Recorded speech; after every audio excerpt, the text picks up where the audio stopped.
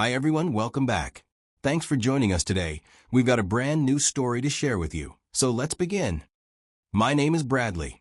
Not all pain comes from accidents or injuries. Some pain cuts deeper, and it comes from people you never thought would hurt you. There are certain kinds of rejection that don't just bruise your ego. They rip through your chest and leave you hollow. And what happened to me is exactly the kind of pain I wouldn't wish on anyone. You see, I was in love with someone, and I truly believed that she and I were going to spend the rest of our lives together. But nothing prepares you for the moment when someone you love turns around and says something so cruel and unexpected that it changes the way you see them forever. When I first met Joan, I was on one of those routine interstate business trips for the company I worked for back then. My role had me traveling a lot. The job was demanding, sure, but it came with perks. Good money, a company car, and paid trips. Joan wasn't someone I expected to meet on that trip. She wasn't part of the business circle, just someone I bumped into at a cafe I stopped at between meetings. We talked briefly, then exchanged numbers. I didn't think too much of it, but when I got back to my hotel that night, I found myself wanting to text her. And that text turned into a conversation. That conversation turned into late-night calls. And before I knew it, we were talking almost every day. We didn't rush into dating. It was more like easing into something steady. She came down to my state a few times, spent weekends with me. I'd go see her whenever I had the time or could squeeze out a few extra days for my work trips.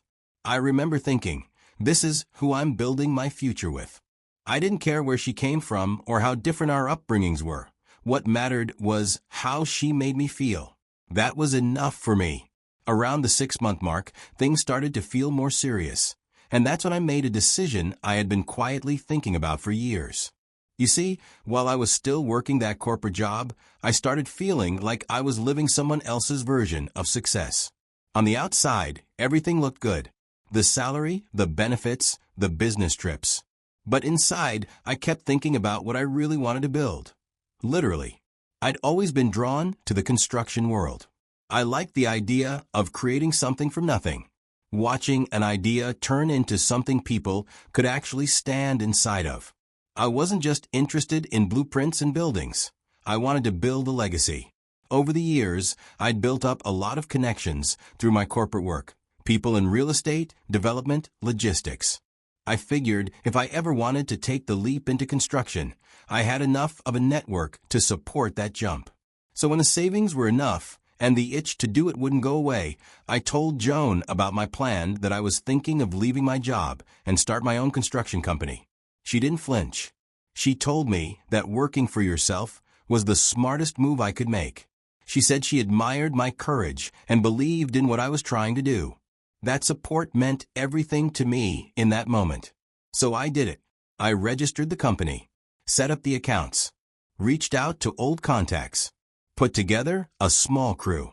I didn't expect everything to be smooth, but I genuinely believed I had enough momentum and enough love backing me to figure it all out. When I landed my first construction contract, I genuinely thought things were taking off. It came through one of the connections I made back when I was working in corporate. At that point, I had just registered my company, still figuring things out, but I was hopeful. The contract wasn't massive, but it was enough to get me started. I received an upfront payment to begin the job, and I thought, okay, I can make this work. But almost immediately, the money disappeared faster than I expected. Between renting equipment, buying materials, paying for transport, and hiring workers to help with the job, I burned through that upfront cash like it was nothing. I didn't waste money. That's the painful part. It just wasn't enough. I remember sitting alone one night, looking over receipts, scratching my head, and realizing, I'm in trouble. If I didn't find a way to keep the project running, I could ruin my name before I even got a chance to build it. So I dipped into my personal savings just to keep everything moving. I told myself it was temporary, that once the next payment came through from the client, I'd be fine. I just had to hold on a bit longer. But things didn't go that way. The project owner started delaying payments. He would suddenly have questions about the invoice totals, picking apart minor things just to stall. At first, I tried to stay calm and kept communication professional and sent polite reminders. But deep down, The stress was eating me alive. Every day that went by without payment was another day I had to shuffle funds I didn't have, stretch materials I couldn't afford to replace, and figure out how to pay workers who depended on me. I felt like I was drowning in slow motion. Watching the business, I was so excited to start slip through my fingers, and I couldn't stop it. The worst part? I didn't tell Joan any of it. We had been together for over a year by then, and she'd always been supportive, but I didn't want to worry her. I didn't want her to see me struggling. So whenever she called, I told her everything was fine. I didn't want to come off as incapable or unstable, especially not when I was trying to build a future with her. Eventually, I did manage to finish the project. Barely. I scraped my way to the end of it. But when the dust settled, the money I made didn't even come close to what I thought I'd earn. By the time I cleared the debts I'd taken on just to keep the job alive, there was hardly anything left. Still, I wasn't defeated. Tired? Yes. Disappointed? Definitely. But I told myself that every new business hits bumps in the beginning. I believed that if I stayed focused and didn't give up, things would turn around. By the time a few months had passed without a second contract, things got really tight. I wasn't starving, but I was definitely stretched. I had to cut down on things I used to do easily. I was watching every dollar like it was my last. At first, I thought I could mask it well, pretend like everything was okay. But Joan noticed. She came over to visit one weekend, and even though I didn't say anything, she picked up on the changes. The fridge wasn't as full. I didn't suggest we go out like I normally would. I didn't book or take her out for dinner like I usually did when she was in town. She looked at me one night and said, "You're going through it, aren't you?" I was just staring at her, unsure of what to say. I hadn't told her about the financial stress because I didn't want to come across as weak or incapable. She said, "It's okay. Things like this happen. You're doing your best, and I'm proud of you." And I'll tell you this, those words hit deeper than any words. I realized how lucky I was to have someone who didn't flinch when things got tough. That night made me feel something stronger for her. I held on to that feeling tightly, and it became the reason I made up my mind. We were getting close to our second anniversary, and I told myself, if this second contract I'd been chasing comes through, I'm going to propose. And then, a few weeks later, the contract actually did come through. Now, I could have screamed with excitement. I could have jumped on the phone and called Joan immediately, told her the good news. But something held me back. I wanted it to be a surprise. I remembered how the first contract nearly broke me, how I blew through funds too fast, and nearly drowned before finishing the project. I promised myself I wouldn't make the same mistake twice. So this time, I took my time. I hired more experienced help. I planned out expenses. I didn't touch a dollar. I didn't absolutely have to. And while doing that, I started planning something more personal. I thought, what better time to propose than during our anniversary weekend? And not just anywhere. I wanted her to meet my family too. It was long overdue. I figured we'd make a trip to my hometown, introduce her to the people who raised me, and then I'd drop to one knee, ring in hand, and ask her to be my wife right there, surrounded by people who mattered most to me. It felt simple, but meaningful. I was ready to take that next step. We got to my parents' house on a Friday afternoon. It was a quiet drive, about 3.5 hours, and we mostly talked about light stuff. I was excited and nervous, too, but more excited than anything else. I'd been planning this weekend for a while. My family had no idea I was about to propose. Joan didn't either. It was supposed to be one of those stories we'd tell our kids someday. She had agreed to make the trip without any pushback. But I noticed something about her as soon as we arrived. Her energy shifted. It wasn't anything she said directly. After looking around the house, her body language tightened up. My parents live in a simple 3-bedroom house in a small town. But I could see Joan wasn't comfortable. At the time, I brushed it off. Maybe it was just the awkwardness of meeting my folks for the first time. I've heard people say women go through random mood swings, and I know now that was me trying to convince myself there was nothing wrong. But looking back, it was written all over her face. Joan wasn't just uncomfortable. She was disappointed. The living room didn't have a big TV. The furniture wasn't new. My younger brother still shared a room with my cousin, who lives with us temporarily. I saw how she looked at all those things with judgment, but I was blind to it then. By the next day, my mom cooked everything she could think of. My aunts came over with drinks. It felt like a family reunion, but it was just dinner. I had told them I wanted the evening to be special, but didn't say why. Everyone assumed I just wanted them to meet Joan properly. And, in a way, I did. I wanted her to feel like she was part of something solid. Dinner was beautiful. Loud, fun, full of stories and old memories. Joan smiled here and there, but mostly kept to herself. When everyone finished eating and the plates were cleared, I stood up, cleared my throat, and tapped my spoon gently on a glass. I gave a short speech about love, growth, and how the woman sitting beside me had made my life come alive. Then I got down on one knee and pulled out the ring. Everyone around me was just surprised. But she didn't smile. Instead, she stepped back, and her face changed. She said, "I can't marry a lowlife man like you." Her voice was sharp. Everyone fell silent. You could have heard a spoon drop. She wasn't done. She looked around the room, then back at me, and said, "How do you expect to take care of me when you're still struggling to survive?" I can't describe how that felt. She turned and walked away, leaving me there on one knee, holding a ring she didn't even glance at. I didn't know what to do. My older sister came over and quietly pulled me up. No one said a word for a while. My mother's eyes were filled with confusion and sadness. My dad just looked down. I wanted the ground to open up and swallow me. That night, after Joan stormed off from the dinner and left me kneeling in front of my family, the silence between us said everything. We didn't argue or look each other in the eye. It was like we both knew the foundation of everything we had built for nearly 2 years had broken. When we got back to the guest room at my parents' place, she climbed into bed, facing the wall. There were so many things I wanted to say, but none of them would have mattered.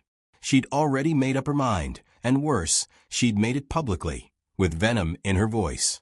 What cut deepest was that she rejected me without knowing the full story. She didn't know that just a few days before, I had landed the second contract I'd been quietly chasing for months. A contract bigger than the first.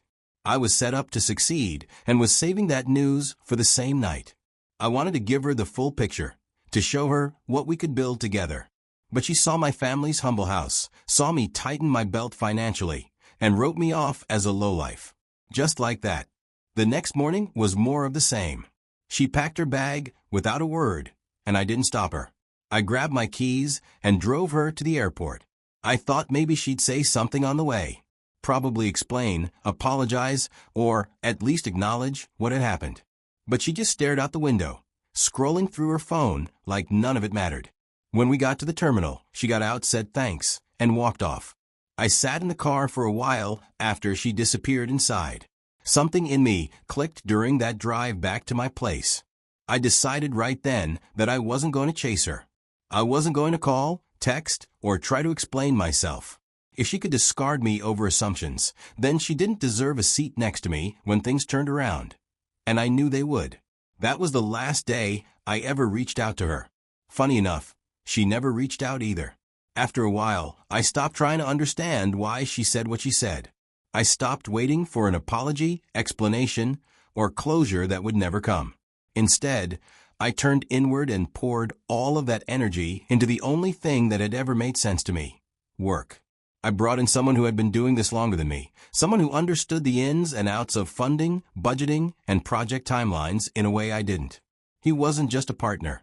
He was the kind of person I could learn from.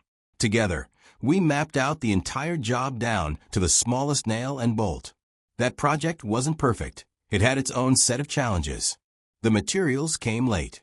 The weather delayed us for 2 straight weeks. One of the suppliers tried to hike up their prices midway. But for every problem, we had a plan.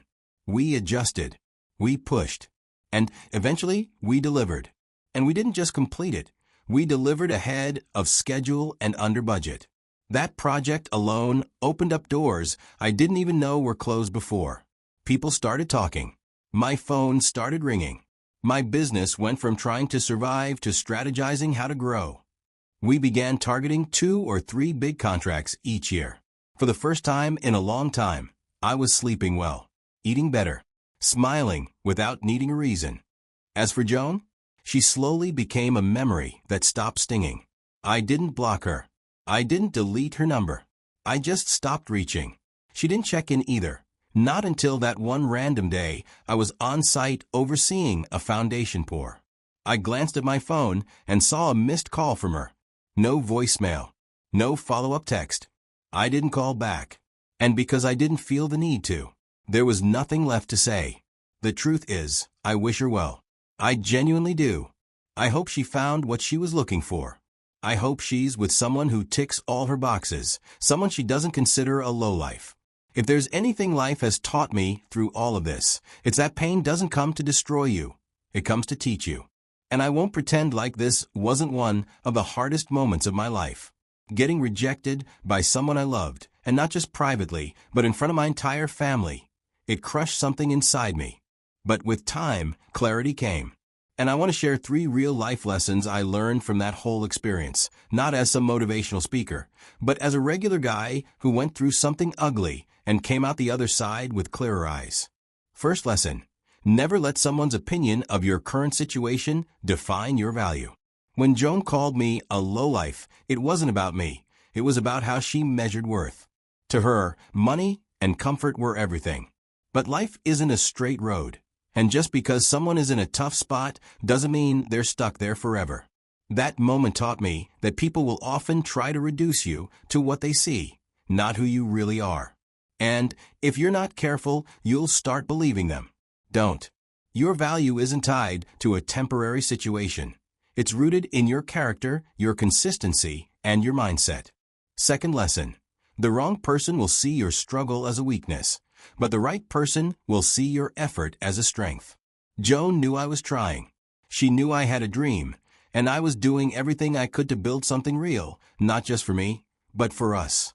And still, she bailed. That taught me something powerful. Not everyone deserves to have a front row seat to your journey, especially if they're only clapping when it's easy. The right people won't shame you for struggling. They'll stand beside you and ask, "How can I help?" So if you're with someone who disappears or belittles you the moment life gets tough, take that as the sign you need. Third lesson, focus on building yourself, not proving people wrong. After Joan walked away, I could have made it my mission to get revenge by becoming successful just to spite her. But that's wasted energy. I didn't start building my company out of spite. I did it because I believed in it. And when I doubled down on that, not to prove her wrong, but to prove myself right, my life started to move forward again. Success hits differently when it comes from peace, not pain. So take your experiences, learn from them, and use them to become better, not bitter. Now, if you've watched this far, thank you. Seriously. I didn't share this story to throw shade at anyone. I shared it because maybe you've been in a similar spot. Maybe someone made you feel like you weren't enough just because you were still finding your footing.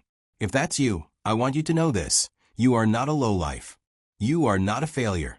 You're just in the middle of your process, and that's okay. If this story hit you in any way, if it reminded you of something you've been through or opened your eyes to something you're going through, do me a favor, like the video, and share it with someone who needs to hear this. Sometimes, the right story at the right time can shift someone's entire perspective. And if mine can do that for even one person, then it was worth telling.